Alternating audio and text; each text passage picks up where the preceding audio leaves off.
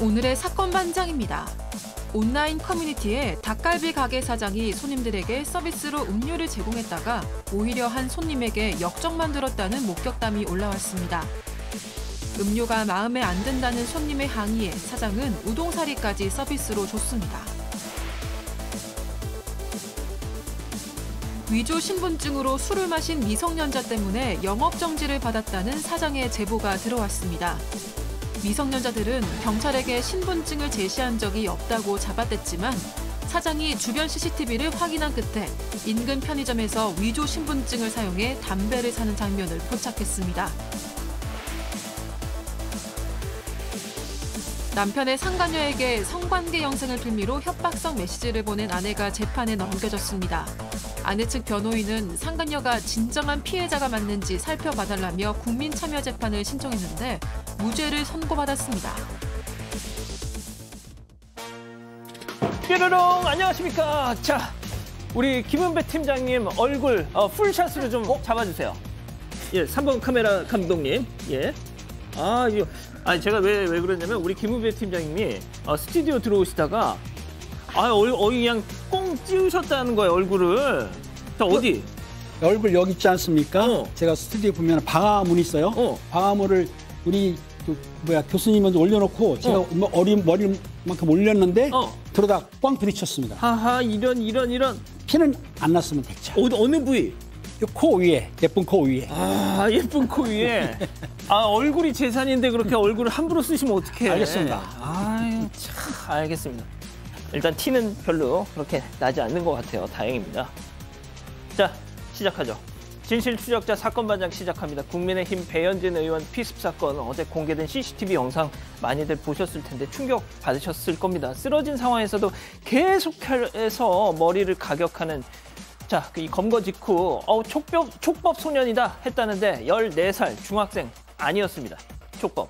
자, 연예인이 많이 다니는 미용실에서 사인 받으려고 기다리다 배 의원을 만나서 우발적으로 이 짓을 했다?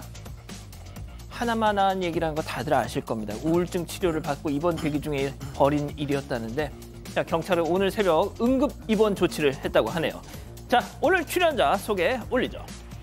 자, 이자연 기자, 박지훈 변호사, 박상희 한국열린사이버대 교수, 김은배 전 서울청 팀장, 그리고 박준혜 수어 선생님 나오셨습니다. 안녕하세요. 안녕하세요. 예, 저를 포함해서 아빠 윤동환, 엄마 유애진 씨 모두 사방가족입니다 하신 윤지윤님, 사방가족인 우리 엄마 장영희 여사의 66번째 생일 축하해주세요 하신 윤채원님, 1톤 화물차 배달기사입니다. 똑같이 통행료 냈는데 왜 저희는 승용차랑 달리 지정차로로만 가라고 하는 겁니까? 억울해요 하신 기우정님, 자, 저희 내일 결혼해요. 한국, 미국 초장거리 연애 끝에 결혼 성공 하신 김웅기, 김혜인 예비 부부님, 자, 뇌성마비로 몸 불편한 우리 딸 1년 내내 잘 돌봐주신 효탑초등학교 김희수 선생님 정말 감사합니다 하신 배홍영님, 자, 그리고요 40년 외국 살다 와서 귀국해서 친구들 다 끊겼습니다. 67년 전주 영생여고 졸업생 이초순, 배명자, 니들 다 어딨니 하신 김행수님, 자, 김해 3개 박영순, 김정인 부부님, 시흥의 오근수, 박유진 부부님, 오늘 생일인 박소윤님, 노경수님 모두 사랑합니다. 자, 재미는 물론 의리로 함께하는 아세서바 뉴스데이 육바. 예, 대한민국과 전 세계 동포 가족 여러분의 시선을 모아서 출발합니다.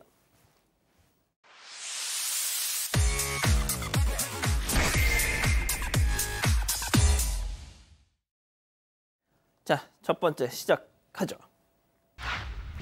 우발적 범행이었다. 앞서 오프닝에서 전해드렸죠. 어제 국민의힘 배현진 의원 피습 장면.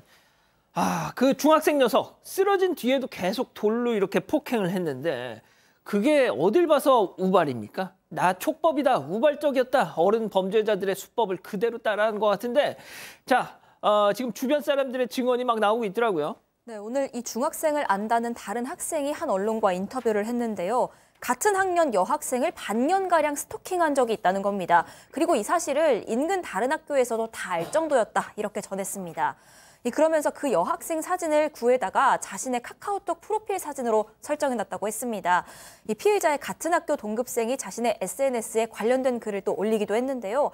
평소에 정신적으로 문제 있었다. 다른 학생들 스토킹하고 또 콩알탄 던지는 등 불미스러운 일을 많이 일으켰다. 이런 내용이었습니다. 또 이 피의자인 중학생이 사는 아파트 주민들 역시도 그 학생이 지하 보일러실에서 자겠다면서 들어누운 적도 있었다. 또 아무도 없는 경비원 사무실에 들어가서 서랍을 헤집기도 했다. 이렇게 종종 돌발 행동을 했다고 전하기도 했습니다. 자, 이 가해 중학생에 대한 배 의원 측의 입장, 보도가 나오는 것 같은데요. 자, 일단 배현진 의원 같은 경우는 지금 1시간 반 정도 병원에서 피해자 조사를 받고요. 경찰이 이 옷 같은 증거물을 좀 확보한 그런 상황입니다. 처벌하거나 그런 얘기를 하지는 않은 그런 상황이고, 당시 상당한 출혈이 좀 있었다고 해요. 또 1cm 정도의 그 봉합을 했다고 하고 나중에 안정을 취하고 있는데, 이 사실 큰 출혈이나 골절이 없었기 때문에 그렇지만 되게 충격을 받아서 아직은 퇴원을 못하는 그런 상황이라고 합니다. 특히 이제 지금 정치인들 정치 테러 때문에 경찰이 전담 보호팀을 구성을 하고 있는데 배현진 의원은 그 팀이 구성이 안 돼 있던 상황이고요. 그래서 이런 일이 일어났는데, 이 가해 학생이 평소 돌 같은 거를 좀 들고 다녔던 것 같아요. 아이고야. 경찰은 이게 계획적인지 어떻게 범행 동기가 일어났는지 그 부분을 조사할 것 같습니다. 돌을 평소에 갖고 다녔는데 어떻게 우발적일 수 있을까요? 자, 다음 이어가죠. 황당한 절도범입니다. 자, 사방 가족께서 제보해 주셨는데 이 절도를 하기는 했는데 조금 황당합니다. 영상 만나보시죠. 양손에 물건을 한가득 저렇게 든 남성이요. 딸랑딸랑 가게 안으로 들어옵니다. 자, 물건을 모두 저렇게 계산대 자 위로 올려놓고요. 오호, 자 지금 뭐 하나 이렇게 집어 들어요 지금. 그러고는 다시 계산대로 저렇게 오죠. 예, 자 물건을 다 챙기나 했는데 순간 이건 아닌 듯 싶더니 담배만 쏙 빼가지고 담배만 저렇게 쏙 빼더니 훔친 거 다 놔두고 갑니다. 자, 지금 가져간 물건보다 놓고 간 물건이 더 많은 듯한데 혹시 저 순간 회개를 촉구하는 그분의 음성이 하늘에서 들린 걸까요? 글쎄요. 저게 지난 7월이고요. 경기 성남의 한 무인 애견용품 판매점입니다. 한 남성이 매장에 들어오자마자 그 양손에 이것저것 들고 있던 걸 다 계산대 위에 내려놓습니다. 그리고 진열대를 쭉 둘러보다가요. 8,000원짜리 강아지 공 세트를 훔쳤습니다. 그러더니 가져온 물건들을 계산대 위에 다 그대로 두고는 그냥 간 겁니다. 이 남성이 두고 간 물건들 참 생뚱맞습니다. 새 우산이 하나 있었고요. 학생이 그린 미술 작품, 마사지건, 동물 영어책 이런 것들이었습니다. 이 제보자는 아니 이것들도 다 어디서 훔쳐온 거 아니겠냐 이렇게 추측을 하고 있는 상황인데 출동한 경찰도 이걸 보고서는요. 아니 두고 간 물건들이 더 비쌀 것 같은데 도대체 왜 이랬는지 모르겠다 이렇게 의아해했다고 합니다. 이 제보자도 황당하고 어이없어서 웃음만 나왔다고 하고 아직 범인은 잡히지 않았습니다. 그렇군요. 황당하네요. 자, 예, 다음 이어가죠. 학교에서 노출 방송? 하하 이런. 자, 이번에도 사방가족께서 제보해 주셨는데요. 영상 만나보시죠. 한 여성이 노출이 심한 옷을 저렇게 입고 신체를 드러내고 인터넷 방송을 하고 있습니다. 자, 아이고 음란한 몸짓까지 또 저렇게 아이고. 자, 그런데 갑자기 몸을 탁 움츠리더니 머리카락으로 몸을 좀 가리는 것 같죠. 자, 순간 뒤에 사람이 샥 지나간 겁니다. 자, 왜 저런가 했더니 세상에 공공장소에서 저 벗방을 하고 있었던 거예요. 자, 그런데 더 충격적인 사실, 이게 학교로 추정된다면서요. 자, 문제가 지금 방송을 좀 하고 있는데 이게 성인들 보는 성인 방송입니다. 근데 문제는 저 장소가 학교의 교무실로 추정이 된다는 겁니다. 채팅창에 혹시 학교냐고 질문하니까 핵교 이렇게 비슷하게 학교다 이런 식으로 얘기를 했다라고 하고요. 야, 너 학교야 그러니까 핵교. 핵교 이런 식으로 했다 그러고, 이게 좀 수위를 좀 이렇게 많이 하면 별풍선 이렇게 어떤 혜택이 좀 왔던 것 같아요. 아이고. 그 상황에서 이 교무실에서 방송을 하는데 문제는 딴 사람들이 오면 머리카락으로 가리는 모습을 취했다고 하는데 나왔죠, 금방. 이 제보자 입장에서는 방송 진행한 여성 채팅창에 보면 학식이라는 단어를 썼다 그래요. 그리고 대학생 이런 것도 해시태그 적혀 있는 거 봤을 때는 아마 이거는 대학생 아닌가 이렇게 추측은 하고 있습니다. 선생님이 학식 아마 쓸 수도 있긴 한데요. 네. 알겠습니다. 자, 다음 또 이어가죠. 예. 국내 최초 김치찌개 민원. 이런. 자, 사방가족께서 제보해 주셨는데 집에 어이없는 항의 쪽지가 붙어 있다는 겁니다. 만나보시죠. 자, 집 문 앞에 붙어 있는 쪽지. 금요일 저녁에 김치찌개 토요일 밤에 된장찌개 끓이신 분 부처 핸즈업. 자, 제발 문 좀 열고 환풍기 좀 켜 했던 거죠. 자, 무시하셨죠. 자, 그랬더니 며칠 후에 또 쪽지가 좀 김치찌개 좀 하면서 저렇게 항의 쪽지를 연달아서 붙였다는 겁니다. 아, 100번 양보해서 청국장, 매일같이 청국장을 끓인다 치면 뭐 저럴 수도 있다 쳐. 아니, 김치찌개, 된장찌개 냄새가 나면 또 얼마나 난다고. 네, 그러니까 제보자께서도 뭐 된장찌개나 김치찌개 뭐 끓일 때 문 열고 환풍기를 켜라 이런 이제 쪽지를 받았는데 한 번 받은 것도 아니고 2번 받은 거예요, 열흘 후에. 근데 뭐 다른 음식도 아니고 사실 김치찌개나 된장찌개는 한국인이면은 가장 누구나 먹는 다 소울 음식들인데 이런 걸 가지고 이렇게 받으니까 너무 기분이 안 좋다. 게다가 또 우리 집만 받은 것도 아니고 그 층수에 있는 모든 집한테 붙여져 있었다는 거예요. 그래서 이제 내 집에서 김치찌개도 못 끓여 먹나라는 답답한 심정에 이렇게 제보하셨다고 합니다. 그러니까요. 좋습니다. 자, 다음 또 이어가죠. 남의 차 위에서 댄스입니다. 자, 사방가족께서 제보해 주셨는데요. 내 차 위에서 벌어진 엄청난 사태 만나보시죠. 자, 흰색 차량 위에 올라탄 여성. 아유, 세상에 엎드리고 댄스.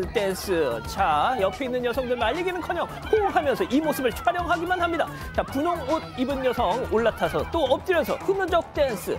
자, 이번에는 보닛을 밟고 지붕 위까지 올라가가지고 세상에 저 위에 보세요, 저거. 역시 또 흐느적 댄스입니다.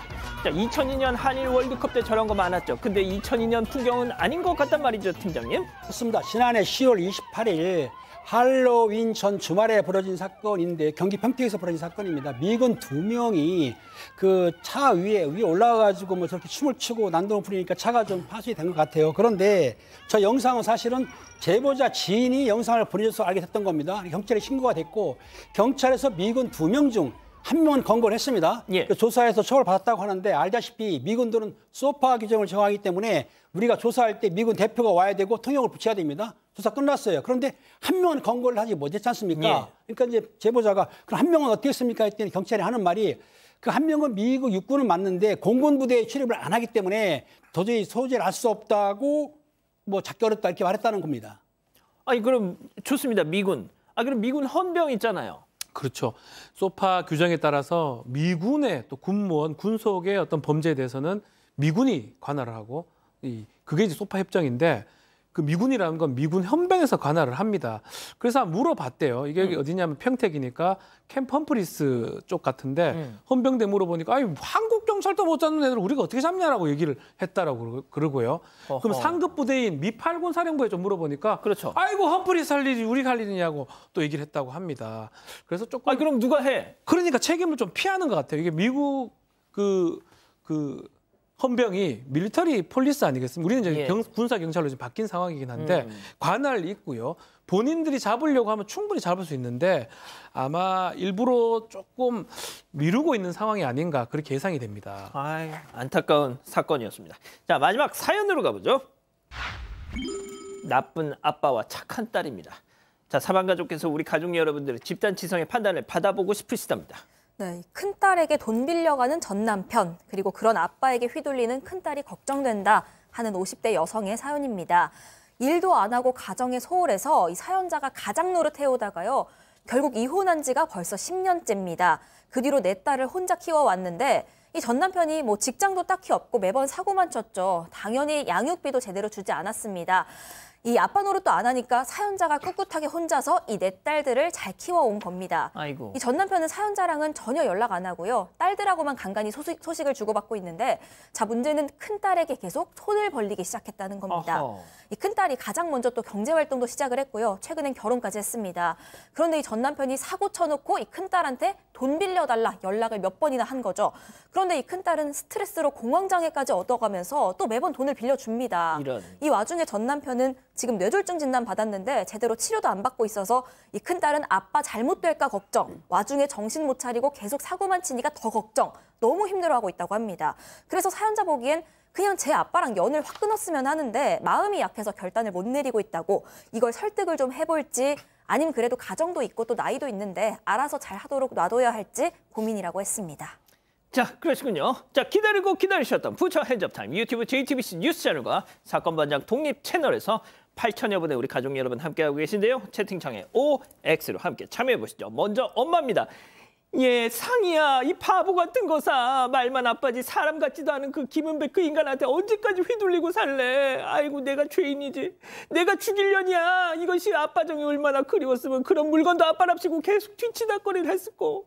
예, 상이야, 정신 차려. 그 물건은 사람이 아니야. 어? 엄마만 바라보고 살아. 동그라미. 아니, 자, 교수님 막 손이 막 움직였는데 방금. 아, 좋습니다. 자, 다음은 딸이에요. 엄마, 나도 아빠가 엉망진창인 거 알아. 엄마한테 못할 짓 많이 한 것도 잘 알고.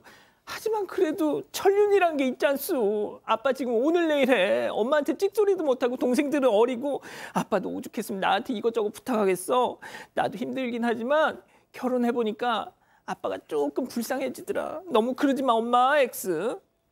좋습니다. 자, 팀장님부터 달려볼게요. 그렇습니다. 저 아빠란 분이 사실은 어릴 때 이혼해가지고 지금 하나도 애들한테 양육비도 주지 않고 모른 채 했지 않습니까? 그것도 그렇지만은 지금 딸이 케어를 어느 정도 하고 있는데 스트레스로 인해서 고황장애까지 올 정도라고 한다면 이건 아니라고 보기 때문에 엄마가 설득을 해서 아빠하고 잊어라. 왜? 고황장애 무섭거든요. 딸까지 잘못될까 봐 걱정되니까 아빠하고 인연을 끊으라고 조언하는 게 맞다고 봅니다. 그렇군요. 박 변호사님. 자, 설득까지는 뭐 같은 의견입니다. 설득을 해야 되는데, 근데 사실은 20대 후반 딸이기 때문에 또 부녀지간의 어떤 천륜을 뭐 그렇게 함부로 끊거나 끊어지지가 않습니다. 그 판단은 딸이 또 할 겁니다. 근데 지금 이 상황에서 엄마로서 한번 충고는 분명히 할 필요가 있는 상황이고요. 얘기해서 딸이 받아들이면 좋은 거고, 못 받아들인다 하더라도 결국은 그건 뭐 딸이 선택이기 때문에 지금 단계에서 한 번 정도는 얘기할 필요가 있다. 그런 의미에서 제가 오를 들었습니다. 이 기자. 네, 지금 어머니가 한번 마음이 여리다고 하니까 큰딸이 설명을 해주실 필요가 있을 것 같습니다. 이거 안 준다고 해서 아무도 널 욕할 사람이 없다. 누구도 널 손가락질하지 않을 거다. 이런 얘기를 좀 해주셔야 마음을 굳게 먹을 수 있지 않을까 싶습니다. 자, 소수 의견을 내신 우리 교수님. 네, 저도 사실은 엄마가 딸한테 네가 할 수 있는 현실 내에서만 해라. 네가 너무 과할 필요는 없다. 이렇게 얘기해 줄 필요는 있다라고 보는데요. 저는 사실 이런 비슷한 케이스를 아주 자주 봤기 때문에 X를 했어요. 뭐냐면 진짜? 너무 나쁜 아빠인 거예요. 가족을 버리고 밖으로만 둔 아빠인데 그래서 마지막에 아빠가 아프거나 혼자 됐을 때 이제 외면을 한 거죠.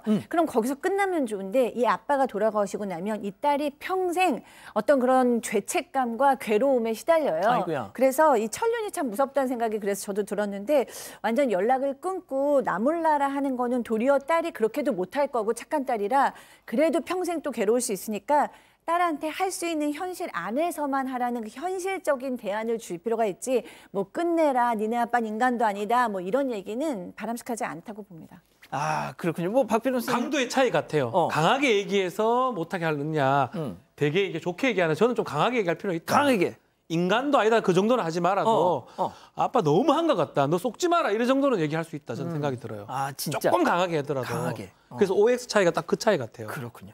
자, 우리 가족 여러분들 되게 험한 말씀 많이 쏟아내고 계세요. 네, 그런데 그걸 다 전해드릴 수는 없을 것 같고요. 예. 좀 걸러서 전해드리자면요. 날씨님, 손절이 답입니다. 산방사님, 저런 인연은 모질게 끊어버리세요. 조향란님, 무책임한 아빠 때문에 젊은 딸 왜 힘들게 하나요? 연 끊으세요 하셨습니다. 하지만 제리메이님은요.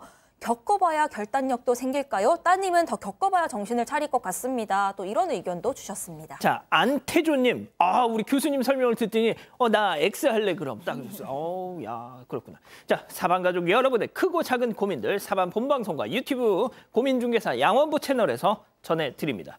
메일과 카톡으로 마구마구 보내주시죠. 자, 대전 사시는 최영애 여사님 보고 계시죠? 올해 중학생이 되는 딸 수희의 생일을 축하해달라고 하셨습니다. 자, 그런데 수희는 태어나면서부터 지금까지 머리카락을 한 번도 자르질 않았대요. 초등생 마지막 생일에 기부를 하기 위해서 말이죠. 자, 바로 어제였습니다. 미용실 가서 13년을 애지중지 길러온 저 머리카락을 저렇게 자, 보세요. 싹싹 싹둑 자른 겁니다. 이걸 촬영하시면서 어머니 그냥 순간 울컥하셨대요. 내 딸 수희야, 넌 내 자랑이야. 사랑한다 전해달라 하셨어요. 고민중개사 양원보. 고민중개사가 왔습니다. 지금 바로 검색하세요. 고민중개사 양원보. 공인 아니고요. 고민 맞습니다. 고민중개사. 효대구할 만관부. 예. 콘드로이친 이젠 검증이 필요하겠죠. 어떤 콘드로이친인지 충분히 콘드로이친을 담았는지 기능성은 그건 기본 아닌가? 관절이 기억할 만하네. 이름값이란 이런 것. 관절엔 콘드로이친 1200.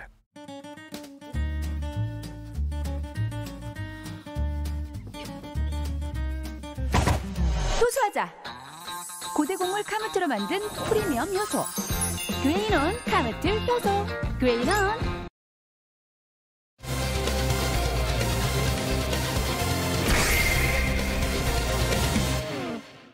온라인 커뮤니티에 닭갈비 가게 사장이 손님들에게 서비스로 음료를 제공했다가 오히려 한 손님에게 역정만 들었다는 목격담이 올라왔습니다.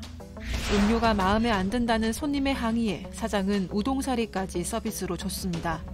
당시 상황을 들여다봅니다. 저희가 진상 손님들 얘기 많이 전해드리잖아요. 오늘 이 손님의 행동, 이렇게 뒷목을 부여잡을 만큼 어처구니가 없습니다. 주목해 주십시오. 닭갈비집에서 벌어진 일이에요. 네, 한 자영업자가 지난 22일에 동네 닭갈비 가게에 손님으로 갔다가 너무 기막힌 장면을 봤다라면서 커뮤니티에 글을 올렸습니다. 이 닭갈비 가게는 부부가 운영하는 곳이었는데 이 당시 닭갈비 가게는 손님으로 거의 만석이었다고 하고요. 2, 3인 일행으로 온 손님들이 대부분이었다고 합니다. 그런데 이날 이 가게가 개업 1주년이었나 봅니다. 이 사장님이 개업 1주년 맞아서 서비스로 모든 테이블에 사이다 2캔 또 종이컵을 일일이 다 나눠줬다고 합니다. 자, 저희가 개업 1주년 됐어요. 여기 계신 손님 여러분, 서비스로 사이다 2캔씩 쏜다. 이렇게 호기롭게 탁 하시면서 테이블마다 다 도신 거예요. 자, 그런데 한쪽 저 구석에 있던 테이블에서 갑자기 고성이 팍! 그렇습니다. 주인께서 이제 고마우니까 1주년 개업 기념을 해가지고 서비스를 주는데 그 한쪽 테이블에서 아빠도 오고 엄마도 있고 중학교 1학년 정도에 보이는 사람들이 온 테이블 하나가 있었는데 갑자기 그 테이블에서 소리가 났는데 사실은 사장님이 그쪽 테이블에도 사이다 2개하고 또 그리고 그 컵을 갖다 줬어요. 근데 그걸 받은 사람이 소리를 친 겁니다. 어머니가 소리를 쳤는데 큰 목소리로 소리를 치는 거예요. 뭐라고 소리 치르니까 그 안에 있던 평화로웠던 사람들이 왜 소리치지 하면서 그쪽을 바라보면서 관심을 갖게 된 것이죠. 자, 생각지도 못했던 사이다 2개가 딱 내 손 안에 들어왔으면 어머나 하면서 막 박수를 쳐도 부족할 게 없는데 막 버럭버럭 역정을 냈다는 겁니다. 예? 가족 여러분들 대체 왜 고개가 갸웃하실 텐데요. 자, 이 여성 손님 이런 말을 하면서 항의를 했다는 거죠. 체크포인트 짚어보죠. 제로 내놔. 이게 무슨 얘긴지. 자, 당시 상황을 목격한 손님의 이야기를 바탕으로 저희가 또 오늘 야심작 준비했습니다. 자, 닭갈비집 사장님 역할의 박준 변호사, 여성 손님 역할의 박상희 교수. 레디 액션! 아니, 아저씨, 이 테이블에 저랑 남편이랑 우리 애랑 입이 3개인데 사이다 2캔이 뭐예요? 3캔은 줘야죠. 이왕 서비스로 주는 거 그렇게 아까워요? 아이고, 그거 뭐 보시다시피 테이블마다 다 서비스로 음료수 2캔씩 딱 들었는데 어쩌겠습니까? 아니, 우리 땅 이런 거 먹다가 당뇨 걸린다고요. 사이다 말고 제로 콜라나 제로 사이다 줘요. 제로 음료수. 아이고. 저희 가게는 제로 음료수가 없습니다. 그냥 사이다 드시면 안 되겠습니까? 아니, 사장님. 서비스를 준다고 하셨으면 좀 제대로 주셔야죠. 아이고, 참네. 아이고, 들어봐라, 진짜, 아이고. 근데 화날만 할 것 같은데요? 예. 화가 납니까? 쳐드시라고. 이거 좀 제가 오바해서 했고요. 그 말은 하지 않았습니다. 그 말은 안 했던 거죠? 안 했습니다. 절대 안 했습니다. 그렇죠. 예. 그러면 사장님이 화나죠, 당연히. 그렇죠. 지금 보면 사이다 2캔씩 간 거는 어쩌면 없는 서비스를 해준 거거든요. 당연하죠. 그리고 사이다 2개 정도면 사실 또 먹어보신 분들 알아요. 이게 1인이 뭐 닭갈비집이나 고깃집에 사이다를 주면 그게 한 명이 하나를 다 먹지 않습니다. 아, 그럼요. 요거 두께가 들어가면 5인 정도가 먹을 수가 있어요. 네? 먹어본 사람 알아요. 두께? 종이컵이 간다면 종이컵에 2.5잔 정도 나오거든요. 5명 정도도 먹을 수 있는 그런 양이기 때문에 그런 것들을 고려해서 아마 2캔이 나간 건데 근데 막 갑자기 더 달라고 하질 않나, 3개를 달라고 하지 않나, 닭갈비를 먹어야지 거기에다가 제로 같은 소리 하고 있네, 이런 생각이 듭니다. 아니 근데 저는 더 놀라웠던 게 이 사장님이 세상에 저런 말도 안 되는 봉변을 당하시면서도 같이 소리를 지르지 않으셨어요. 그렇습니다. 소리도 안 지르고 친절하게 대했는데요. 좀 미안한 마음이 들었는지 사장님이 사실은 우동사리를 서비스로 제공을 했습니다. 세상에. 그랬더니 그 소리 지렀던 그 엄마랑 우동사리를 맛있게 먹고 나갈 때 계산하면서 아까 사이다 두 캔을 줬지 않습니까? 예. 그것도 몽땅 챙겨서 나갔다고 합니다. 와, 세상에 역시 소리를 지르니까 우동사리까지 서비스로 줬다. 자, 이 기자, 그 손님들이 다 뭐야 하니까 다 쳐다봤다는 거 아니에요? 그렇죠. 다들 혀를 끌끌 차면서 한마디씩들 했다고 합니다. 일단 뭐 한 테이블의 손님들은요. 아유, 저래서 딸이 뭘 배우겠냐. 내가 이래서 자영업 안 하려고 한다. 뭐 이런 얘기가 오갔다고 하고요. 또 다른 손님들은 이 사장님한테 아, 맛있어서 집에 가서 또 먹을 거니까 포장해 주세요 하기도 하고요. 자주 올 테니까 괜히 저런 거에 힘 빼지 마세요 하면서 위로를 건넸다고 합니다. 자, 누리꾼들 역시도 호의 베풀면 당연한 줄 안다. 딸 당뇨가 그렇게 걱정되면 외식은 왜 하냐. 뭐 이런 반응 쏟아졌습니다. 아니, 이 글을 올리고 이걸 목격하신 분이 자영업 똑같이 식당을 하시는 사장님이셨어요. 그랬더니 세상에 아유 저렇게까지 하면서 장사를 해야 되냐 하면서 네. 동병상련의 정을 느끼신 겁니다. 이게 사실은 서비스인데 감정 노동에 가까운 거거든요.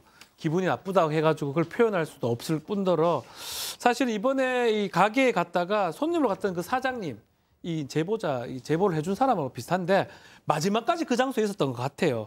그러면서 계속 쳐다봤겠죠. 왜냐면 나도 가게를 해야 되기 때문에 사장님 얼굴을 보니까 정말 화날 만도 하고 짜증날 만도 한데 계속 웃으면서 기분이 안 좋아서는데 오히려 우동사리 드시라고 하고 막 해주는 모습 보고 좀 배웠다고 속으로 나도 앞으로 자영업하면 저렇게 해야 되겠다 생각을 하면서 사실은 또 하나 밝힌 바가 있습니다. 예.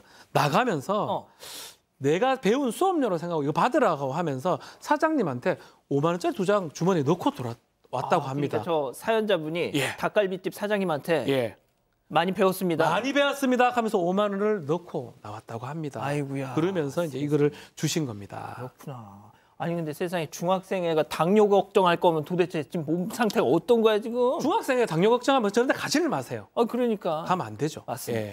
자, 우리 가족 여러분들 역시나 또 험한 말씀 많이 쏟아내고 계십니다. 네, 멀바 너나자레님, 호의가 계속되면 권리를 뛰어넘어서 상전인 줄 압니다 하셨고요. 도레미님, 사장님, 자영업자분들 너무 힘드시겠어요. M님, 사장님 마음 푸세요. 새해 액땜에 따치세요 하셨고요. 안태조님, 박 변호사님, 박상희 교수님, 조만간 캐스팅 들어올 것 같습니다. 이런 의견 남겨주셨습니다. 알겠습니다. 첫 번째 사건 일단 가볍게 좀 시작을 해봤고요. 두 번째 사건 이어갑니다.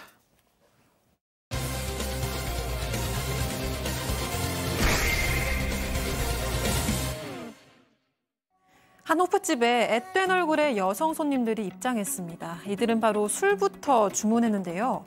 아르바이트생이 신분증을 요구하자 자연스럽게 지갑에서 꺼내서 보여줬습니다. 그런데 잠시 후 술집에 경찰이 출동했는데요. 미성년자 단속에 나선 겁니다. 그러자 여성 손님들의 태도 돌변했습니다. 나중에 경찰이 이제 뭐 신고 받고 왔습니다 하고 이제 하더라고요. 저희도 이제 올라가서 확인을 해보니까는 세 명 다 확인을 신분증 낸 적이 없다. 그냥 휴대폰으로 찍은 걸 냈다. 뭐 이런 식으로 이제 해가지고 저희도 너무 당황스러웠고요. 경찰에겐 신분증이 없다며 시치미를 뗀 손님, 알고 보니 미성년자였습니다. 그야말로 눈 뜨고 코 베었다는 호프집 사장. 대체 이게 어떻게 된 일일까요? 자, 사방가족분께서 제보해 주신 사건인데 저희가 지난주 금요일 날 이 비슷한 방송을 했었거든요.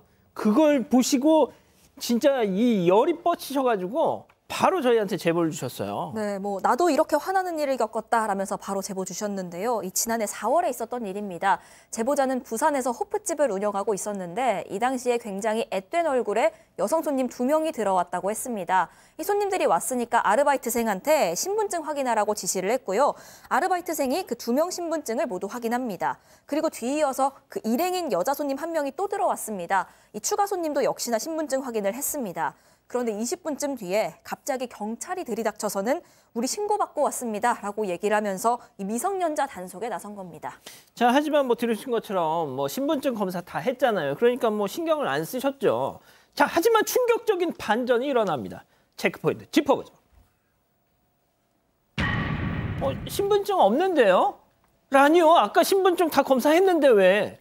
네, 이 손님들 알고 보니까 미성년자였는데요. 들어올 때는 분명히 위조 신분증을 가지고 들어와 놓고 경찰이 오니까 저희 신분증 없어요. 그리고 보여달라 그런 적도 없어요. 이렇게 그런 적도 없어요라고 얘기를 한 거예요. 아, 그러니까 애초 그 신분증 검사할 때 내민 그 신분증은 위조 신분증. 그렇습니다. 위조 신분증인데 이제 경찰이 왔을 때는 그 신분증을 이제 숨겨야 되니까 신분증 검사 같은 거 안 했어요. 뭐 이런 식으로 거짓말을 한 거예요.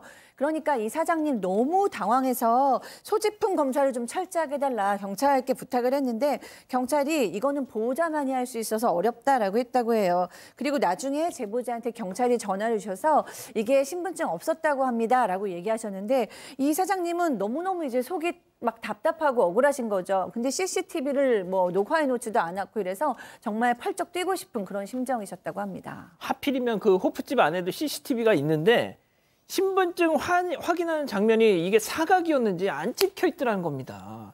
자, 그런데 이 제보자분이 너무나 이제 억울하셔가지고 몇 날 며칠을 그냥 동네를 이잡듯 뒤지고 다니셨다면서요. 네, 뭐 거의 수사를 했습니다. 이 제보자가 불현듯 당시에 그 여자 손님들이 담배를 피우러 들락날락거리는 모습이 자주 보였다는 게 생각이 난 겁니다. 그럼 이들이 피우던 그 담배, 이 담배도 그때 그 위조 신분증으로 구입을 했겠죠. 그렇죠. 그래서 며칠 동안 동네를 다 뒤지고 다녔고요. 마침내 그 결정적인 증거가 될 CCTV 영상 하나를 찾아냈습니다. 어허. 그 영상 지금 나가고 있습니다. 지금 보시면 가게 밖으로 잠깐 나온 여자아이들이고요. 쪼그리고 앉아서 담배를 피우는 모습을 볼 수 있습니다. 그러다가 어디론가 이동을 하는데 인근 편의점으로 들어가는 모습입니다. 그래서 이 사장님이 그 편의점 CCTV를 확인해 봤습니다. 세상에. 그랬더니 여기에서 이 미성년자들이 위조 신분증으로 담배 사는 모습이 다 녹화가 돼 있었다고 했습니다. 그래서 경찰에도 이 사실을 바로 알렸습니다. 그럼 이제 이 제보자분 사장님의 억울함은 풀린 겁니까? 아닙니다. 결과론적으로는 사장님도 처벌을 받을 수 있는 상황이고 영업정지까지 받은 상황입니다. 왜 그러냐면 왜요? 일단은 잘 단속을 하고 잘 확인을 한 다음에 이 출입을 시켜야 되는데 지금 사장님은 무혐의 받고요. 아르바이트생은 기소유예를 받았고 매장은 최종적으로 영업정지 10일을 받았는데 이유가 좀 다릅니다. 사장님은 저 신분증 검사를 제대로 지시를 했어요. 근데 아르바이트 학생이 그 위조한 사람 2사람 그 사람 신분증은 확인을 했는데 마지막에 들어오던 학생이 친구인데요, 뭐 신분증 없습니다 했는데 그거 귀찮아서 확인을 안 했던 겁니다. 어차피 2명 친구는 그렇죠. 신분증을 갖고 있으니까. 사장님이 확인 다 했냐니까 확인 다 했다라고 얘기했고 결과론적으로는 범죄가 되는 거거든요. 확인을 했으면 범죄가 안 되기 때문에. 그래서 사장님은 무혐의고 결국은 이 알바생은 뭐 기소유예, 죄는 있지만 처벌받지 않는 기소유예가 됐고 원래는 영업정지가 한 달입니다. 한 달인데 행정심판원에 심판 청구를 해서 억울하니까 결국 10일 최종적인 영업정지를 받았다고 하고 미성년자들은 이거 도용이죠. 위조죠. 얘들 이 친구들도 기소유예를 받았다고 합니다. 그래도 그나마 그거 하나 때문에 얘네들도 처벌은 받은 거네요. 그렇죠. 그것 때문에. 위조 때문에. 원래는 처벌 안 됩니다. 그렇죠. 자, 그리고 말이죠. 이런 경우도 있습니다. 직원에 의해서 또 다른 정말 이 억울한 일을 겪은 술집 사장님 케이스가 또 제보가 들어왔습니다. 체크포인트 짚어보죠. 믿었던 직원의 발등 찍혔다. 자, 휴무날이던 직원이 집에서 안 쉬고 친구를 데리고 그 술집에 왔다는 거예요. 자, 그런데 그날 문제가 또 펑 터졌어요. 네. 술집을 운영하시는 제보자는 평소 때도 이 미성년자한테 주류 판매하는 거에 너무 예민해서 항상 직원들한테 신분증 검사 꼭 해라, 신분증 검사 꼭 해라 이렇게 얘기를 하는데 그날 이제 이 음식집 술집에서 일하는 직원이 근무하는 날이 아닌데 온 거예요. 그러면서 다른 직원한테 친구 한 명 데리고 왔는데 이 친구들을 보면서 나랑 같이 왔으니까 신분증 검사 안 해도 돼라고 얘기를 하는 거예요. 그러니까 그냥 같은 직원은 여기 직원이니까 네 알겠습니다. 그러고 이제 들여보냈어요. 네. 그러고 이 직원하고 이 친구하고 둘이 앉아서 소주를 6병 먹었습니다. 어허. 그런데 조금 있다 경찰이 미성년자 단속을 온 거예요. 예. 바로 이 직원의 친구라는 사람 미성년자였습니다. 그러니까 그 직원 친구라는 사람이 빠른 연생이면 그럴 수 있죠. 자, 그런데 말이죠. 그 빠른 연생 미성년자 부모 오히려 적반하장이었다면서요. 그렇습니다. 술을 먹다 걸린 직원의 친구는 사실 미성년자인데요. 그럼 경찰에서는 미성년자를 임의동행해서 지구대 가가지고 진술 조서를 받거든요. 그냥 업주를 처벌하기 위해서 받는데 그런데 그 내용을 알고 싶어가지고 그 제보자의 신동생이 지구대를 갔던 모양이에요. 그런데 지구대에는 그 미성년자의 엄마가 와 있습니다. 보통 경찰에서 수사한 다음에 그 부모한테 인계를 하거든요. 근데 엄마가 그 친동생을 본 거예요. 보더니 뭐라 했냐면 미안하다 보통 사과를 하지 않습니까? 예. 아유 우리 아들 때문에 죄송하게 해야 되는데 그거는 뭐 저리 갖고 뭐라 했냐면 우리 애가 비록 빠른 연생이지만 회사도 다니고 있고 급여도 받고 또 4대 보험도 들고 있고 회사에서 회식도 한다. 당신 같은 술 안 먹겠어? 이렇게 오히려 그 제보자의 신동생을 나무라고 혼냈다고 합니다. 이 술집 사장님이 그 선생님 그 딸내미 때문에 우리 영업 정지 당하게 생겼어요. 그랬더니 우리 애 회사 잘 다니면서 회식도 하고 술도 먹는데 왜 우리 애가 잘못이에요? 라고 이제 오히려 적반하장으로 나왔다는 겁니다. 자, 같은 시간 제보자는 급하게 가게를 마무리하고 평소보다 일찍 영업을 끝냈는데 자, 여기서 더 큰 충격, 직원에게 다시 전화를 했습니다. 자, 그런데 이 직원 여전히 정신을 못 차리고 있었어요. 제보자에게 직접 들어보시죠. 좀 아무래도 이제 영업정지는 피해갈 수가 없으니까는 좀 약간 이제 답답한 마음에 저희 직원이었던 친구한테 전화를 해서 좀 왜 그랬냐고 이제 통화하던 와중에 보니까 이제 주변 소리가 좀 약간 시끄럽게 들려가지고 지금 어디서 뭐 하고 있냐라고 이제 다시 한번 물어봤죠. 그러니까는 이 미성년자였던 친구가 이제 훈방 조치를 받고 다시 경찰서 앞에서 만나가지고 다시 해장국집 가서 이제 다시 술을 먹고 있었다라고 하더라고요. 그럼 이제 반성은 하는 거냐고 이제 그렇게 제가 이제 재차 물어봤죠. 이제 그렇게 하고 난 다음에 또 술이 넘어가냐. 자, 이겁니다. 남의 영업장 지금 박살을 냈어요. 걸려가지고. 그래놓고 지들끼리 또 경찰서에서 훈방되고 나서 야, 우리 회파나 풀러 가자 하면서 또 술을 먹고 있는 거야 지금. 네, 이 지구대에서 나온 지 2시간 만에 직원이랑 그 친구가 또 근처 해장국집에서 소주를 마시고 있었다고 했습니다.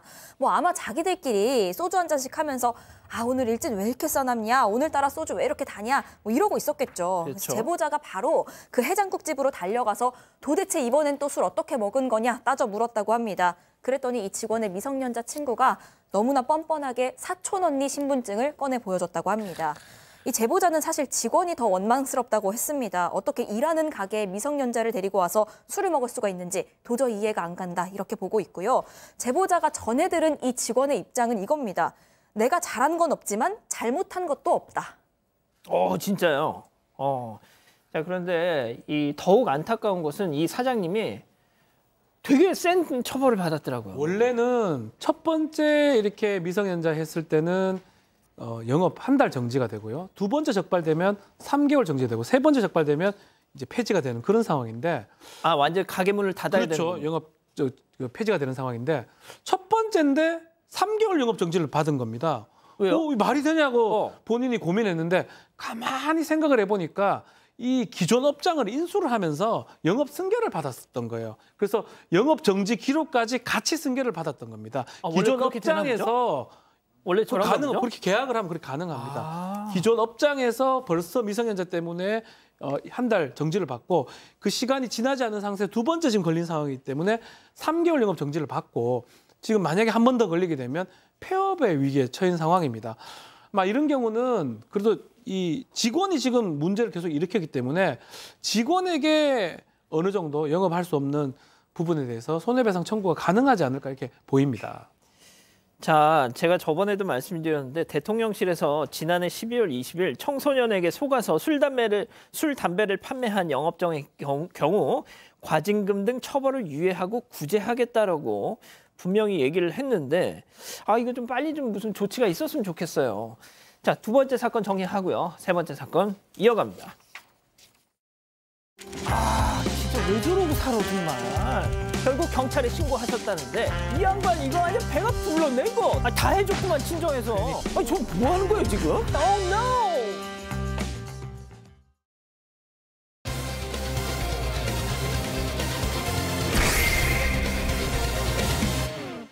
남편의 상간녀에게 성관계 영상을 빌미로 협박성 메시지를 보낸 아내가 재판에 넘겨졌습니다.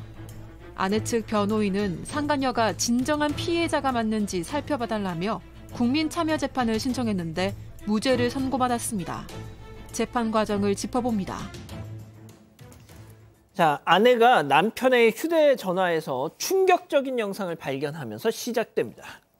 네, 40대 여성인데요. 재작년 2월 26일이었습니다. 남편의 휴대전화에서 영상 하나를 발견을 했는데 남편이 숙박업소에서 다른 여성이랑 성관계를 하고 있는 그런 영상이었습니다. 그러니까 남편의 불륜 사실을 이 영상을 통해서 알게 된 겁니다. 아내는 이 영상을 자신의 휴대전화로 재촬영을 했습니다. 이걸 5달을 가지고 있다가 그해 7월 20일에 그 SNS를 통해서 그 상간녀에게 영상을 전송을 합니다. 그러면서 너희 집에 찾아갈게. 네 남편과 아이들에게 이 동영상 보여주겠다라고 적습니다. 아니 뭐 눈이 뒤집히죠. 충분히 저런 뭐 감정적으로는 좀 이해가 되는 측면이 있는데 자, 심지어 저 아내와 상간녀가 서로 아는 사이였다는 거 아니에요? 그렇습니다. 아내가 더 화난 이유가 뭐냐면 불륜의 상대가 사실은 그 아내하고 오래간 뭐 친했던 지인 관계뿐만 아니라 남편이 이제 남편은 자기가 임신 중에 그 자기가 친했던 그 지인의 그 불륜이라고 가가지고 그런 뭐 성관계에서뿐만 아니라 그 성관계하는 동영상을 촬영을 했다는 겁니다. 여기에 상당히 화났던 것인데요. 근데 영상을 이렇게 보내줬지 않습니까? 근데 받은 그 상간녀는 뭐라고 했냐면 그 남성이 같이 했던 그 남성이 영상을 찍는지 몰랐다. 몰래 찍은 거다. 그리고 그 영상을 보고는 너무 놀라고 충격을 받아서 자해할 정도로 정신적 충격을 받았다고 주장을 했고요. 결국 상간녀는 그 상대 남성을 불법 촬영 혐의를 해가지고 또 상간녀의 아내는 촬영을 이용한 협박을 혐의를 해가지고 고소를 했는데요. 이거는 그 성폭력 범죄 처벌에 관한 특례법에서 그러니까 남편도 고소를 했고 그 아내도 성폭력 특별법으로 고소를 했던 것이죠. 자, 아내가 임신을 했다고 아내의 오랜 지인과 이런 불륜 행각을 벌인 겁니다. 그 남편이란 자가. 그리고 그걸로만 끝난 게 아니라 상간녀와 자신의 어떤 이 외도하는 장면을 불법 촬영을 한 거예요. 자, 그래서 이 상간녀로 지금 이렇게 지목받은 사람은 뭐가 됐든 그 남편을 지금 고소를 한 거죠. 그리고 또 너한테 이걸 보여줄 거야. 너 이거 봐봐. 너 내 남편이랑 왜 했어? 막 이런 그 아내도 지금 고소를 같이 한 겁니다. 자, 그런데 말이죠. 이 재판 일반 형사 사건과는 좀 다른 방식으로 진행이 됐습니다. 체크포인트 짚어보죠. 자, 이겁니다. 누가 피해자인가인데요. 네, 두 사람 남편, 아내 두 사람 다 재판에 이제 회부가 됐는데 국민참여재판을 신청을 했습니다. 국민참여재판 배심원들이 판단을 하는 거고요. 일반 국민들 중에 선정한 배심원들이 다수결에 의해서 이 편결을 해서 결론이 나는 건데 배심원 편결을 사실은 판사가 구속되지는 않습니다. 그렇지만 달리 판단하려면 이유를 기재하도록 돼 있기 때문에 일반적으로 배심원 편결대로 가는 경우가 많고요. 자, 이 사건에서 결국은 이 아내 측의 변호인이 그 말을 합니다.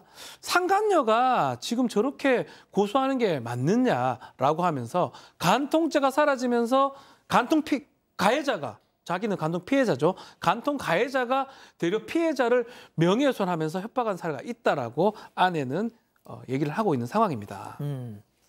자, 일반 국민들이 배심원으로 그 재판에 참여를 했어요. 그래서 이 재판 진행 상황을 다 봤습니다. 자, 그런데 이 부부 남편은 남편대로, 아내는 아내대로 나 무죄다 뭐 이랬다면서요. 네. 각자 무죄를 지금 주장하고 있어요. 그러니까 남편은 지금 동의 없이 성관계 영상 촬영하고 또 그거를 빌미로 해서 돈까지 뜯어내려고 하는 혐의를 받았는데 지금 나는 불법 영상 촬영을 한 적이 없다라고 이제 말하고 있어요. 상대방의 동의를 얻었다. 그러니까 샤워하기 전에 동의를 얻었다라고 얘기를 하고요. 또 촬영한 이유도 이렇게 얘기합니다. 우리가 자주 만나지 못하기 때문에 보고 싶을 때마다 보려고 촬영했다라고 얘기를 하고 있어요. 그리고 이제 아내는 메시지를 보낸 사실은 부인하지 않지만 불륜 사실을 그 여자가 인정하지 않으니까 같이 만나서 이렇게 인정하게 하려고 같이 동영상을 보려고 한 거다. 그리고 내가 이렇게 화를 낸 건 사회 통념상 용인될 수 있는 일시적인 분노 표출이었지 내가 그 여자한테 무슨 위해를 가하려고 한 건 아니었다라고 얘기했습니다. 자, 등장인물이 3명입니다. 남편, 아내, 상간녀. 들으신 것처럼 우리 합의해서 찍은 거예요. 상간녀하고. 남편은 사람이 아니에요. 일단 차치를 하시죠. 자, 이 부부의 주장을 놓고 검사와 변호사가 일단 남편은 뭐 논외로 하셔야 될 것 같아요. 이 기자. 아내와 상간녀 간의 이제 이 충돌이 쟁점이었잖아요. 네, 맞습니다. 일단 그 검찰이 아내에 대해서는 이 성폭력 처벌법의 협박 행위를 하긴 했지만 사실상 막장 불륜극의 피해자가 아니냐. 그때 악이 나와서 지금 혼자 키우는 점을 고려해야 한다라고 얘기를 하면서요. 법정 최하형입니다. 징역 1년형을 구형을 했습니다. 그러면서 일단 부부 측 변호인의 또 의견이 맞섰습니다. 뭐 남편 같은 경우에는 이 동의를 얻었다고 했는데 그런 것으로 보인다 이렇게 주장을 하면서 아내에 대해서도 역시 단순 협박이 아니다. 이 성폭력 처벌법상 협박으로 기소가 됐는데 이 법의 입법 취지와 맞지 않다는 주장을 합니다. 그러니까 이 법이 N번방 피해자들 이런 걸로 협박받아서 피해 입었던 거 그것 때문에 입법이 됐던 건데 그 피해자들의 사건과 이 사건이 같다고 볼 수가 있냐. 단순히 이 문자 메시지로만 판단해서 국한해서 이 협박이라고 판단하지 말아달라라면서 무죄 선고해달라 호소했습니다. 재판이 말이죠. 무려 12시간 걸렸답니다. 그만큼 뜨거운 설전이 벌어진 건데 자, 배심원들과 재판부.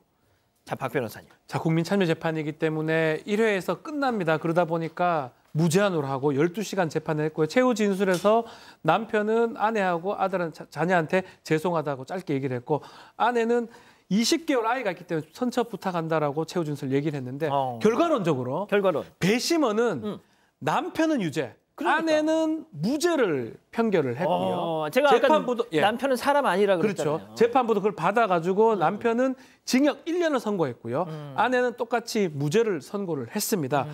자, 근데 만약에 이게 이제 일반 재판으로 갔으면 제 개인적 의견이긴 한데 결국은 범죄가 성립하는 구조는 법조문에 일단 죄가 성립하고 그 다음에 이게 위법하냐 위법하지 않느냐. 위법하지 않는 게 뭐냐면 정당한 행위냐, 정당방위냐 이런 거거든요. 지금 주장이 뭐냐면 사회통념상 가능한 행위다 이렇게 하는데 그게 그 판단은 되게 꼼꼼하게 했을 겁니다. 만약에 개인적으로 판사가 만약 판단했다 그러면 이게 무죄까지 가기는 쉽지 않았을 것 같아요. 이 법조문에 일단 해당하는 범죄는 해당하고 사회통념상 그렇다고 계속 보내냐? 판사는 좀 더 엄밀하게 판단했을 것 같고요.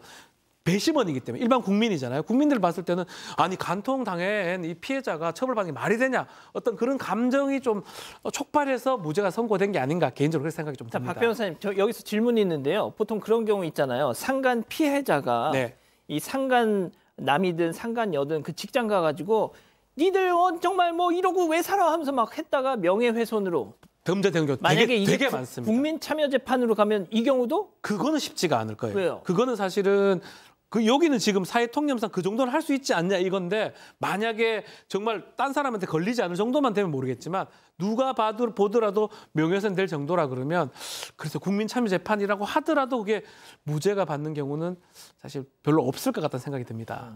자, 박 변호사님, 박상희 교수님, 지금 간통죄가 없어진 뒤로 저희가 지금 사건 마저에서도 이런 걸 몇 번을 지금 얘기합니까? 네, 그렇죠. 그러니까 간통죄가 없어졌는데 내가 피해자다. 근데 그거를 어떻게 억울함을 어디 호소할 데가 없다. 그럼 이제 사람이 2번 이제 죽는 마음이 들잖아요. 그런데 오늘 이제 국민 배심원들은 기본적으로 인간적인 공감을 한 것 같아요. 저 아내가 얼마나 상처를 받고 괴로웠을까. 그러니까 그 공감을 받았다는 점에서 물론 이렇게 일종의 협박 문자가 옳지 않고 그러면 안 되겠지만 그래도 그 공감을 받았다는 점에서 그 아내가 상당히 위로가 됐을 것 같습니다. 그러니까요.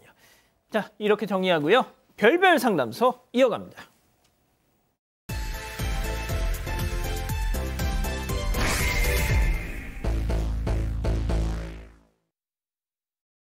올해로 벌써 결혼 25년 차 세 남매를 둔 40대 여성 장 씨는 곧 다가오는 설 명절에 시가를 가야 하나 말아야 하나 고민이라고 합니다. 혼전 임신으로 결혼한 이후 지금까지 시부모로부터 갖은 구박과 막말, 무시를 당해왔기 때문인데요. 첫 아이를 가졌을 당시 만삭인 장 씨에게 이 애가 우리 집 애가 맞냐며 배를 툭툭 치던 시아버지며 하필 김장날 친정아버지가 돌아가셨다고 막말한 시어머니까지 지금까지 겪은 서름은 이루 말할 수가 없습니다. 그럼에도 불구하고 지금까지 시아버지 제사며 시어머니 병수발 등 며느리로서 역할을 다했다는 장 씨. 올해 명절만큼은 장 씨 스스로를 위해서 최선의 선택을 해보고 싶다고 하는데요. 어떻게 하면 좋을까요? 자, 오늘 제보는 말이죠. 정말 역대급입니다. 뒷목을 좀 잡으셔야 될 것 같아요. 예, 그동안 여러 시부모들 사례를 다뤄봤지만 제가 이 사연자분의 이 메일을 딱 받고서 아니 이런 집 구석아 죄송합니다. 이런 집이랑 뭐하러 그냥 사냐고 제가 답장을 바로 보낼 정도였거든요. 자, 이 기자. 네, 여성 장모 씨의 사연인데요. 올해로 결혼 25년 차인데 나이는 40대 중반입니다. 결혼이 다소 일렀기 때문이었습니다. 그 19살 무렵에 동갑내기 남자친구를 만납니다. 그런데 아이가 생기면서 그때 결혼을 하게 됐습니다. 지금은 3남매를 키우고 있고요. 이 중에 그때 생긴 큰아들이 성인이 되면서 이제는 좀 내려놔도 되지 않을까 싶은 생각이 들어서 제보를 주셨다고 했습니다. 그 당시에 혼전 임신을 했다는 이유로 친정에서 거의 쫓겨나다시피 했다고 합니다. 이렇게 시작하다 보니까 아마 시부모님도 얘는 이렇게 무시해도 되나 보다 생각을 했는지 막말이 엄청났다고 하는데 심지어 그 상견례 자리였는데요. 친정아버지께 개사돈이라는 용어를 쓰기도 하고요. 딸을 잘못 키워서 내 아들 인생 망가졌다. 이런 막말이 오갔습니다. 당연히 수중에 가진 것이 하나 없었기 때문에 결국 이 두 사람은 시부모님이 얻어준 월세 단칸방에서 이 결혼 생활을 시작하게 됩니다. 아니 세상에 사돈 상견례하는 자리에서 개사돈이라니 이게 무슨 소리예요? 교수님. 네, 이건 시작에 불과합니다. 진짜 어마어마합니다. 그러니까 이 시부모님이 맨 처음에는 이제 아들도 이제 다 키워서 이제 어른이 됐으니까 이제 집에 좀 보탬이 되겠구나라고 생각을 했는데 덜컥 애를 갖게 되고 이제부터 돈을 벌어도 집으로 안 오고 애와 자기 처자식을 먹여 살려야 되는 그 상황도 굉장히 싫어하신 것 같다라고 지금 제보자께서 얘기하셨고요.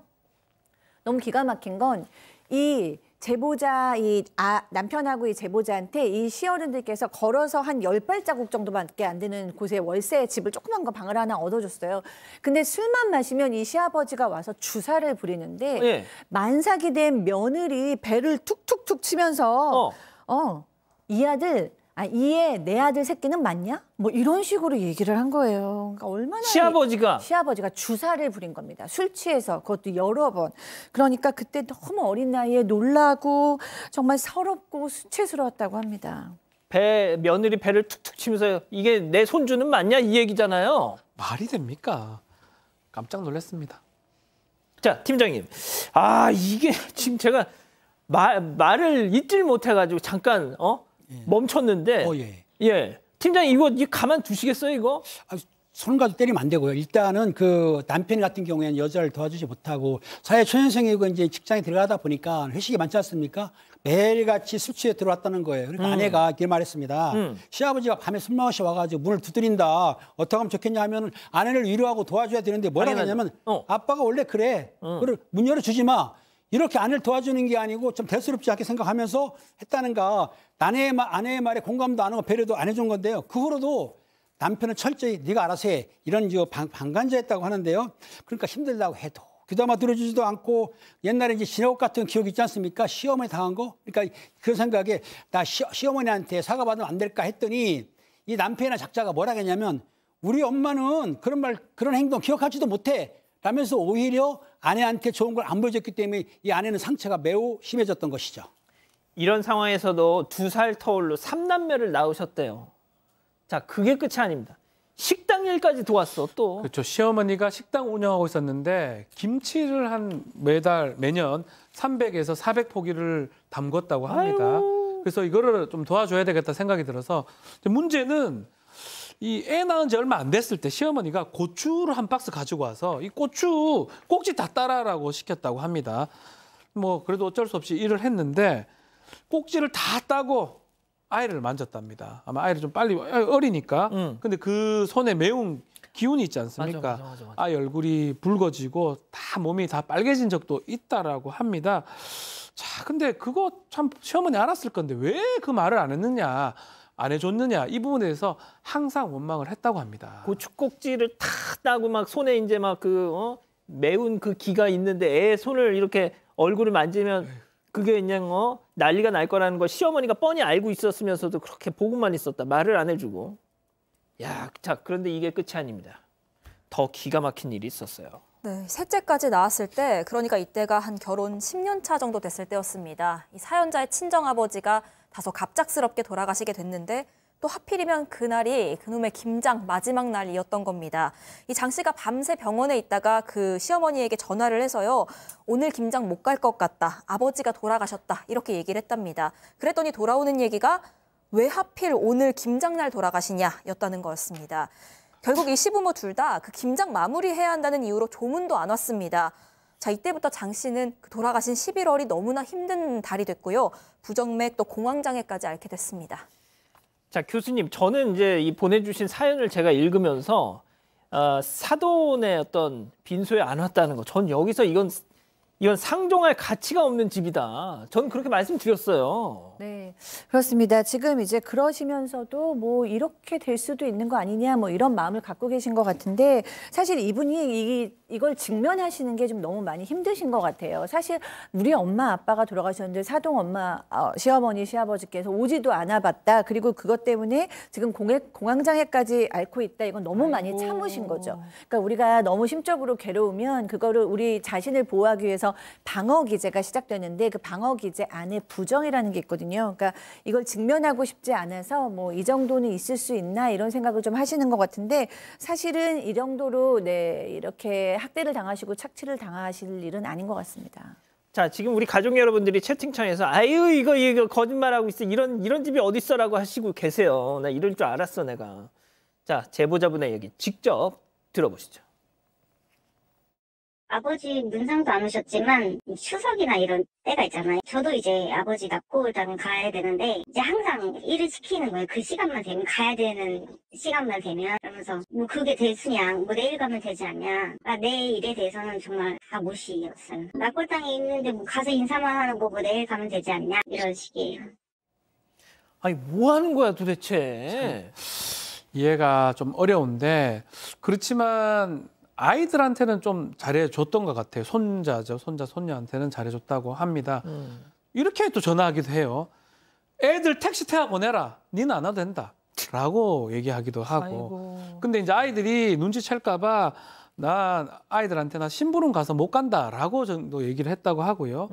25년간 이렇게 살아왔고 아무리 감춘다 한들 손자, 손녀가 모르겠습니까?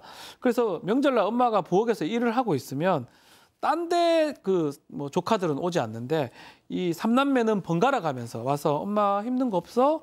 커피 좀 타줄까? 이렇게 말 한마디씩 하고 가서 그래도 아이들한테 좀 위로를 받았다고 합니다. 자, 시간은 말할 것도 없고 남편은 뭐 역시 말할 것도 없고 애들만 남았어, 팀장님. 그렇습니다. 아이들이 공부는 잘 우리 박 변호사님처럼 잘하지 못했어도 선하고 착하게 자랐기 때문에 어머니는 고마웠었는데요. 그 아이들이 혹시라도 남편이라든지 시부모 닮아가지고 그래도 잘했다고 하셔야지. 방송인데. 잘 못했다는 게 하죠. 아무튼 간에 그 보고 배울까 걱정했는데 그렇지 않아도 엄마 편이 됐기 때문에 참 좋았고요. 그리고 장 씨는 이렇게 힘든 상황에서도 시부모를 잘 모셨는데 그 시아버지 제사라든지 시어머니 생이라든지 아니면 가족 행사라든지 아니면 명절 그리고 시어머니가 병원에서 아플 때도 잘 모시고 다니면서 자기 행동으로서 즉 며느리로서의 할 만한 그 성의는 다 보였기 때문에 본인은 참 고생을 많이 했다고 합니다. 자, 이렇게 25년간 묵묵히 최선을 다해서 살아왔는데요. 최근 이 시어머니 전화 통화를 했답니다. 자, 그 이후로 이 사연자의 마음에 큰 변화가 막 일어났다고 해요. 자, 그게 무슨 일인지 별별 상담소, 별별 극장으로 만나보겠습니다. 어른들 말이라면 무조건 네네만 해온 이 며느리 역할의 이자연 기자, 감히 내 아들 인생을 망쳐 도끼 품은 시어머니 역할의 박상희 교수, 레디 액션! 어머니, 저 지은애미예요. 몸은 좀 괜찮으세요? 나 아파 죽겠는데 왜 전화질이니? 네? 아, 몸이 많이 안 좋으세요? 아프니까 병원에 왔지. 멀쩡한테 병원 왔을까 봐. 그리고 지훈 애비 바쁜데 나 병원 데려가라고 시켰다며? 아니, 그게 아니라 그 어머니 몸도 힘드신데 별로 좋아하지도 않는 저랑 가면 더 힘드실까 봐 그랬어요. 제가 생각이 짧았어요, 어머니. 네가 뭐 생각만 짧니? 생각이 있는 애면 애초에 우리 아들 발목도 안 잡았겠지. 남 부끄러운 줄도 모르고 배불러 들어와서 우리 왜 등골이 휘어져라 일만 시키고.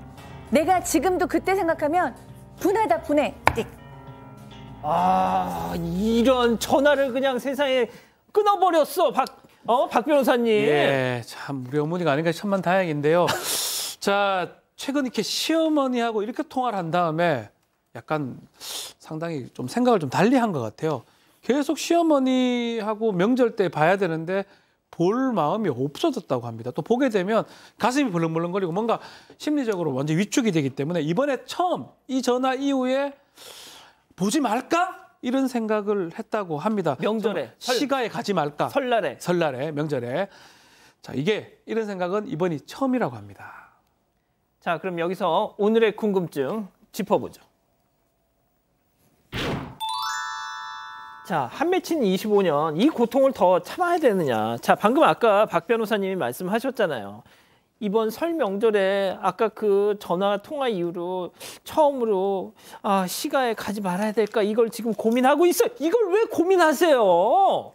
예? 자, 팀장님 고민하신데 어떻게 하실 거야? 고민을 하지 마시고 지금 그 이분이 부정맥도 있고 고황장애가 있다니까 나는 그 시집에서 피해를 당했기 때문에 병원에 입원할게요. 병원에 입원하시고 안 가시면 됩니다. 가장 간단하네요. 예.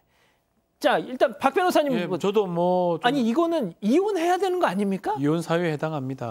제가 봤을 때는 배우자의 직계 존속에 심히 부당한 학대, 그에 해당할 수 있고요. 이혼 사유가 될 수 있다고 저는 생각이 들고, 가지 마십시오. 가지 말라고 남편한테 얘기를 하면 됩니다. 그리고 병원 입원할 필요 없이 안 가면 됩니다. 안 가는 게 맞고요. 만약에 뭐라면 전화 안 받으면 되죠. 좀 강하게. 25년이면 이제 상당히 좀 오래 사셨고, 저는 좀 강하게 나가셔도 될 것 같다는 생각이 듭니다. 자, 교수님, 우리 박 변호사님 지금 강하게 그냥 팍 해야 된다 이러시는데 어떻게 생각하세요? 저는 일단은 제보자께서 가족을 위해서 인내하시고 가족을 배려하고 어른들한테 인내하시고 이런 거는 굉장히 훌륭한 성품이라고 생각을 합니다. 근데 그 정도가 있는 것 같아요. 이렇게 가족들이 나를 착취하고 학대하는데 나조차 나를 그런 걸 당연하게 생각하고 나조차 나를 그냥 두는 건 나도 나를 학대하는 거나 마찬가지거든요. 근데 사실 나를 돌보지 않고 조금도 존중하지 않는 것은 저는 자기 방임에 가깝다라는 생각이 들고요. 내 자신을 내가 돌봐야 되는 것 무엇일까 한번 좀 진지하게 생각해 보셨으면 좋겠어요. 그러면 굳이 이런 대접을 받는 것은 옳지 않는 것 같습니다. 아니, 지금 채팅창에서 우리 가족 여러분들이 이거 소설이야. 아직도 그 말씀하고 계셔. 네, 맞습니다. 정말 많은 의견 뜨겁게 올라오고 있는데요. 윤수님, 나 같았으면 가서 김장하는 거 다 엎어버리고 퍼붓고 절연했습니다 하셨고요. 채민아님, 그 시부모님 너무 천박하신 것 같아요. 사연자님, 이제는 좀 자신을 위해서 사세요 하셨습니다. 플라워님, 더 참지 마시고 가시지도 마시고 몸 먼저 챙기세요 하셨고요. 루시님, 정말 무식함의 끝을 보여주는 집이네요 하셨습니다. 자, 제가 이제 어지간하면 이런 말씀 안 드리는데, 자, 우리 김은배 팀장님이 마지막으로 정말 무서운 목소리로 따끔하게 한 말씀만 해주고 끝내시죠. 여보세요. 그렇게 하면 안 됩니다. 절대로 며느리를 학대하는 거니까 지금으로 그 학대하는 걸 끝내세요. 알겠습니다. 자, 별별 상담소 이렇게 정리하고요. 글로벌 픽 이어갑니다.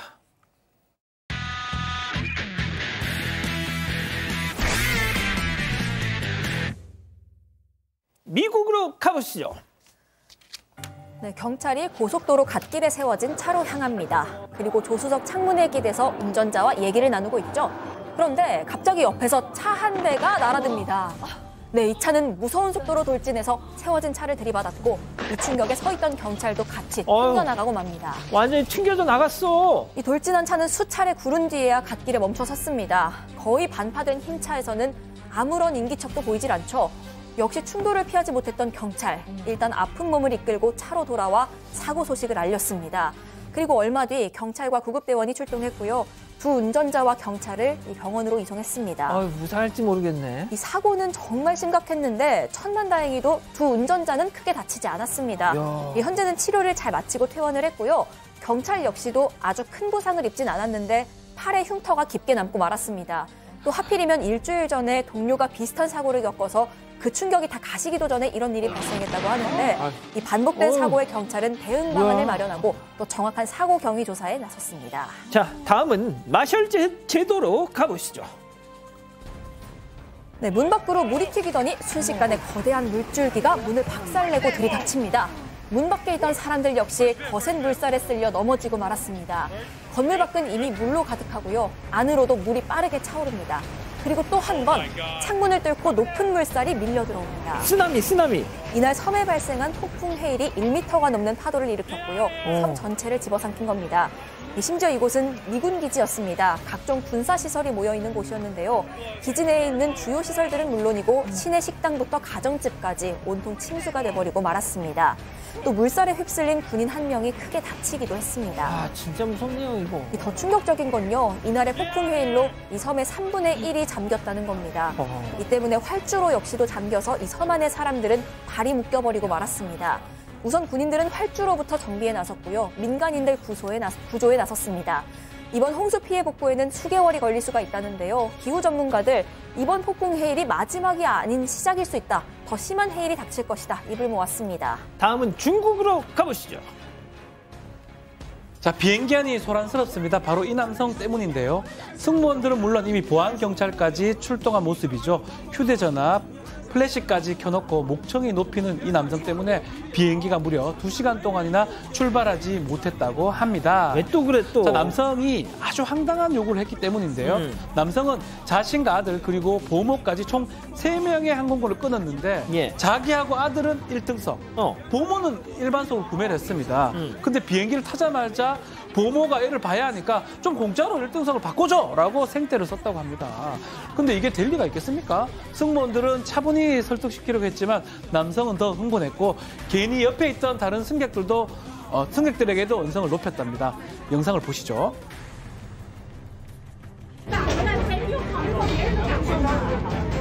别再冲着我逼逼了啊！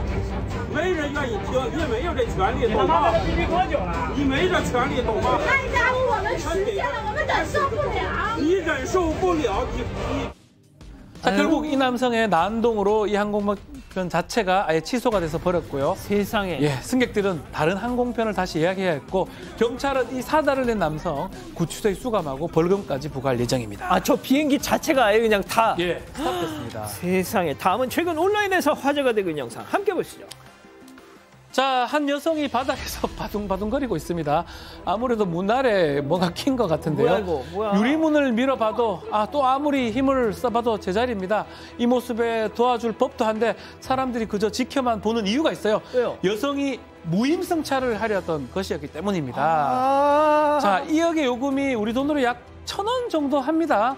그 돈을 좀 아껴보겠다고 좁디 좁은 게이트 아래 틈을 노렸던 겁니다. 상체는 쉽게 들어갔어요. 그만 허리에서 탁 걸려버렸고요. 약간 민망한 상황에 놓여버린 겁니다.